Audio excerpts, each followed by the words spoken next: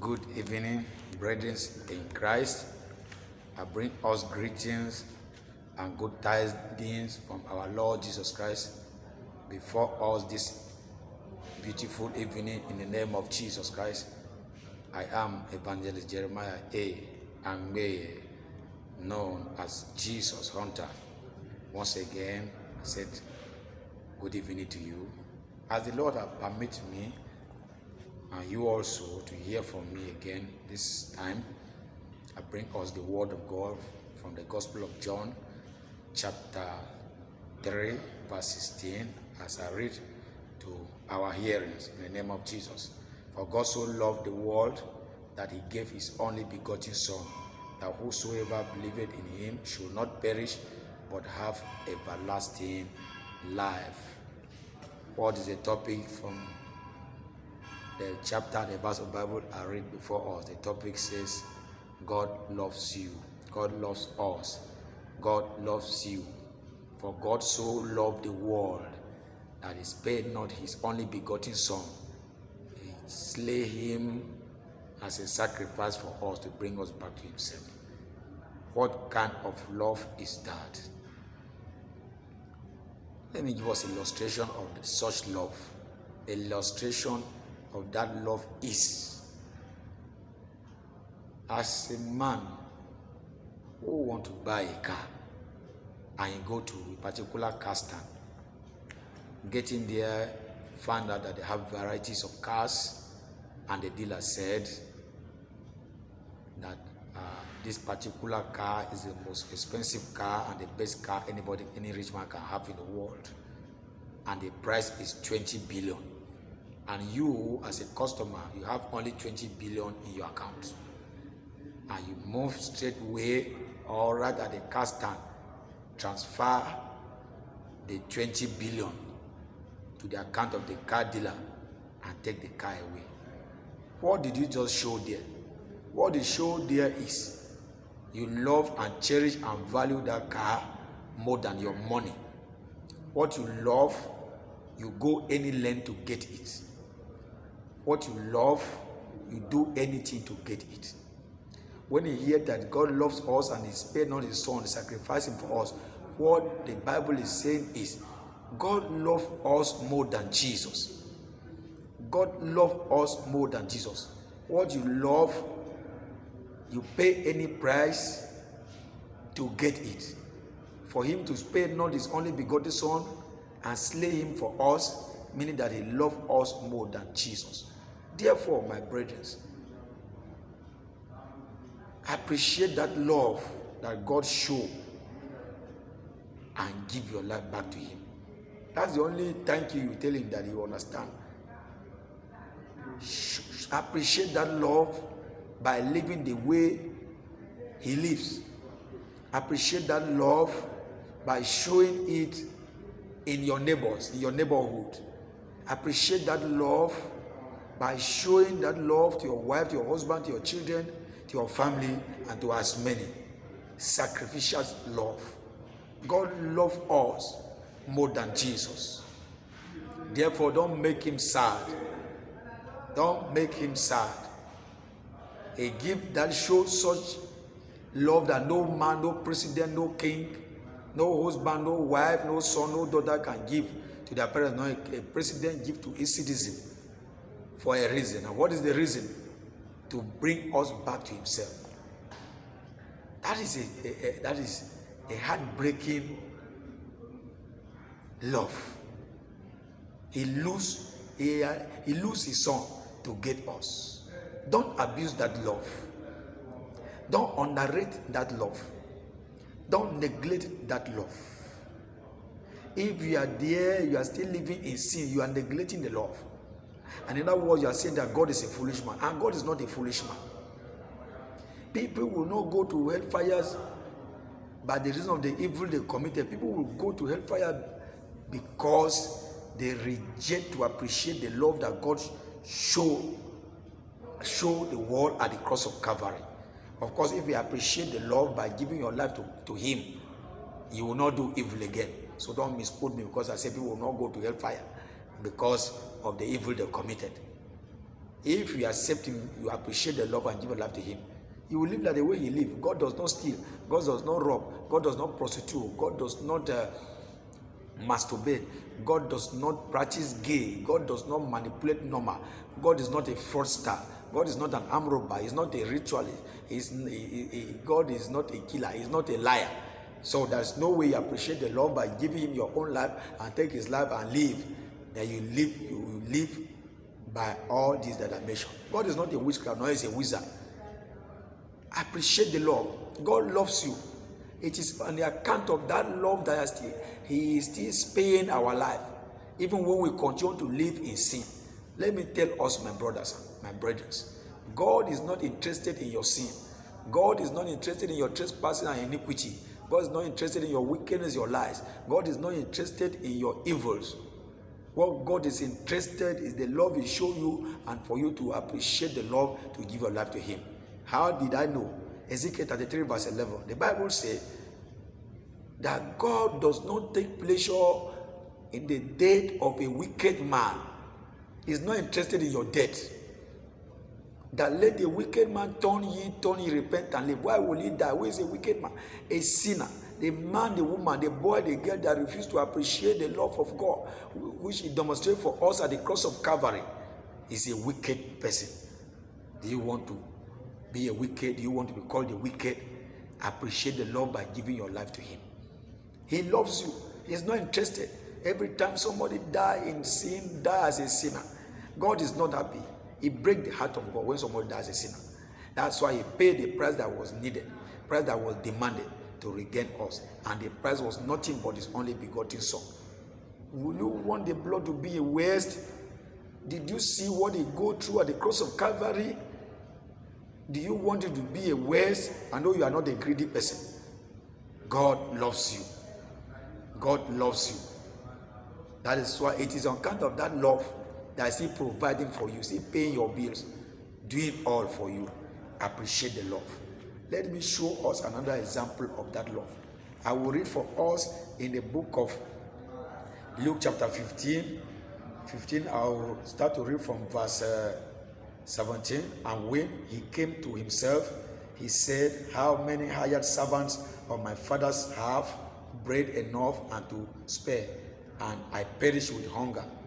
I will arise and go to my father, and will say unto him, Father, I have sinned against heaven and before thee, and am no more worthy to be called thy son. Make me as one of the hired servants. And he arose and came to his father. But when he was yet a great listing, and when he was yet a great, and when he arose and came to his father. But when he was yet a great way off, his father saw him and had compassion, and ran and fell on his neck and kissed him. And the son said unto his father, I have sinned against heaven and in thy sight, and am no more worthy to be called thy son. But the father said to his servant, bring forth the best robe and put it on him, and put a ring on his hand and shoes on his feet, and bring hither the fatted calf, and kill it, and let us eat and be merry. The Bible says there is a party, a great party in heaven over one sinner that repented. This is what's happening here. This place is a parable. If it's a parable, then there is a character involved. God and us. God and us. A rich man's son who left home, well dressed, with timberlands, gold on his nail, Rolex wristwatch, and well, beautiful hair cut, who left home, and with inheritance as he demanded, knowing that his father is rich, that collecting that will not even affect his father, even his father will not know. He left home to a far country, squandered all, gained and seek for employment without salary and all that. From there, a prince, the rich man's son, he began to steal the swine feed. What is stealing? Taking somebody property without his consent is stealing. He gained employment without salary, no negotiation. and he was stealing, eating the feet of the swine. Getting back to himself, as the Bible says, when he come back to his senses, he said, let me go back to my father. Let me go back. Even my father's hired servant, they have more than food. They have spare food, bread in their storehouse. Let me go back. I'm not going as a son. Let him employ me. Take me as one of the hired servants. I return home.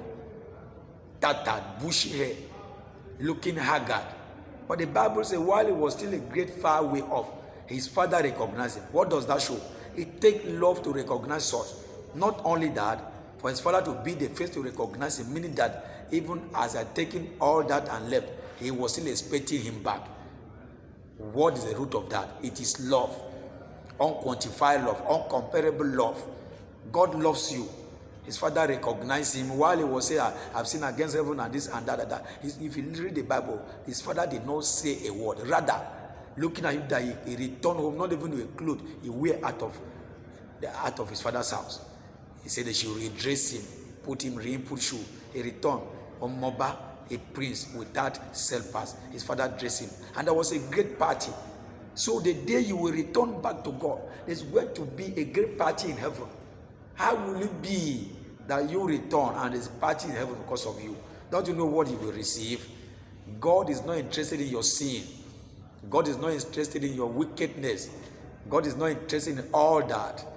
The Bible says in Mark chapter 3 and Mark chapter 6 verse 37, say, what can a man give for the exchange of his soul? It is written in the word of God. What can a man give? What shall it profit a man if he gain the whole world and lose his soul? And 8:36. Mark chapter 8 verse 36. He say, what shall it profit a man if he gain the whole world and lose his soul? Verse 37 says, say, what shall a man give in exchange of his soul? Nothing. When the Bible says, what shall it profit a man if he gain the whole world and lose his soul? Meaning that there is nothing to be quantified to your soul. Gathering all the whole money in the world, sell all that I know that can bring money and gather them together, cannot buy a soul of a man. It's not even possible for one man to own one local government, not to talk about the whole world, which means there's nothing to be quantified to your soul. God loves you. Show that love to us. He killed his son. He's showing that he loved us more than Jesus. He gave him out. He wants you home. Come back. Come back to your maker. If he that spared not his son and sacrificed him for you, what is that thing that he cannot give you? What are you even looking for? Is it money? Who owns money? Have you not read in the Bible that Jesus on the evangelical mission and he get to a particular place, people were talking about paying tax, not paying tax. What did he tell Peter? Go to the lake there, catch the net, the first fish you catch, open it, man, bring out the money and pay for me and you. And that's how it was done. When Peter catch the fish and bring the money, was there a difference between that money and the money of the government of that country? No. What are you looking for? In the book of Proverbs chapter 8 verse 18, what did Jesus say? Jesus said, riches and honor, yea, durable riches and righteousness belong to me. Come to him. Appreciate that love by giving your life to him. Appreciate that love by living right. Appreciate that love by being a good husband, good wife, a good friend, a good uncle, a good neighbor, and a good friend. Don't neglect that love. God will not take it lightly with whosoever that neglect that love. And he said, it started by in John 3:16 where I read, he says something there. If you don't believe, to those that believe will not perish. In other words, if you don't believe in that love, you are a walking corpse. Say those that do not believe are perished. To as many that believe are not perished. So those that do not believe in that love, they are perished. They can still be alive, and you are perishing. It's not until you die. Do you like your life? Appreciate that love and submit back to God. He loves you. That's why he's saving you. It is on that love which he loved us more than Jesus that saved you from that accident. He saved you from that sickness. He saved you from that stray bullet and many others. He still provides for you. God loves you. Appreciate him. And don't allow the enemy to to rob you like they robbed Judas Iscariot. What am I trying to say here? Peter denied Jesus. Judas Iscariot sold him. The devil robbed Judas Iscariot. How did they rob him? They bring the picture. They tell him that God can never forgive his such sin. And the only advice the devil would give him was to go and commit suicide. And he went and committed suicide. But they bring some such idea to Peter also that I can never forgive you. Peter says it's a lie. I know my maker. I know my master. He's rich in love. He's rich, he's overrich in love, overrich in mercy, overrich in compassion, overrich in giving. I know that he forgive me. And Peter repented. And we see, as we read the Bible, see him raising dead body, wrought miracles to the glory of God. What have you even committed, think that God will not forgive you? Do you know who is Abraham? God called Abraham from idol home, where they used to serve and worship idols. Even along the line, he still disobeyed. He still lied. The love God have for us will not allow him to record the sins of Abraham. Should I talk about Moses, a murderer? Let me ask you a question. Did Moses kill someone before God made him, or it was after God made him like kill somebody? He killed before God made him. When God called him in Exodus chapter 3, did God talk about the person he killed in Egypt and run away? No. Why? Love. Why? Love. Shall I talk about the man called David, who kidnapped somebody, who kidnapped Uriah's wife, raped her, and murdered the husband? If they were to take David to court, they will charge him for kidnapping, charge him for raping, they charge him for murder, and that will cause his remaining years on earth in the prison. God never counted. David cried to God. He fasted. God forgive him. He killed the son. But it is that same woman that God have not said this and that and all that. It's that same woman that gave birth to Solomon. And Solomon was the one that ruled instead of Absalom. Why all this? The love that God has for us. Should I talk about Rahab, the prostitute who saved the 2 spies? Now, when you read the book of Matthew chapter 1, you see Rahab fall in the genealogy of Jesus Christ. Should I talk about Ruth, a Moabite, that God warned that the children of Israel should not have anything to do with them? Ruth, she's in the genealogy of Jesus Christ. How many will that count? What are your sins? Should I talk about Paul, former Saul who become Paul, a murderer? What have you committed? What are your sins? The love of God have covered that all. He's not interested in what you have committed.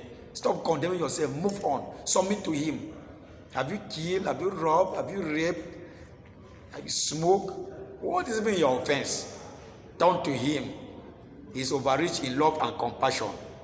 The prodigal son was welcomed with a great party. His father never asked him that the money I give you, what do you do with it? You don't hear that his father quoted him. It's only that love which no man can show that can do that. The love, God loves us. Nobody, no president have ability to show such love. No man, not even your husband, can do that for you. To appreciate the love is to give your life back to God. How can you do that? You do it through that same his son that he has sacrificed for us. That's what the Bible says, 2 Corinthians chapter 5 verse 17. Therefore, if any man be in Christ, he is a new creature. All things have passed away. Therefore, all things have become new. God is not interested in all that you have committed your sin. Ezekiel 3:11. See, I does not take pleasure in the death of the wicked man. Let the wicked man repent what and live. Let him not die. So who wants to do that? Now that you hear it, you want to appreciate the love by giving your life to him. Now bow your head. Say, Lord Jesus, I thank you this evening. I hear about you. I know and I understand the love. I come before you as a wretched sinner.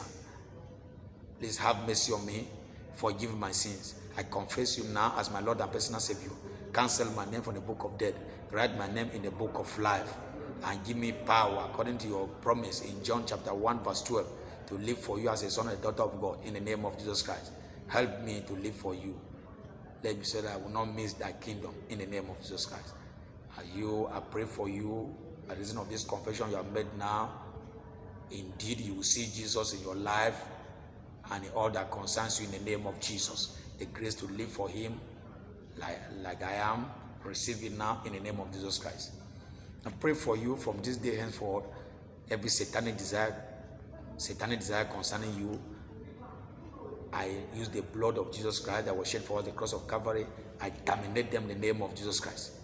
Peace upon your life, peace upon your body, peace upon your soul, peace upon your spirit, peace upon your business, peace upon your family, peace upon your place of work, peace in all that concerns you, peace that passes all understanding, that has ability to swallow and quench every storms of life. I release that peace upon you. Receive it now in the name of Jesus Christ. I declare your freedom from religious captivity, from every form of satanic captivity in the name of Jesus Christ. You are blessed. The grace to war, to conquer, and to enjoy your promised land. Receive it now in the name of Jesus Christ. You have a health challenge, in the name of Jesus, I command your healing. Receive your healing now in the name of Jesus Christ. God bless you.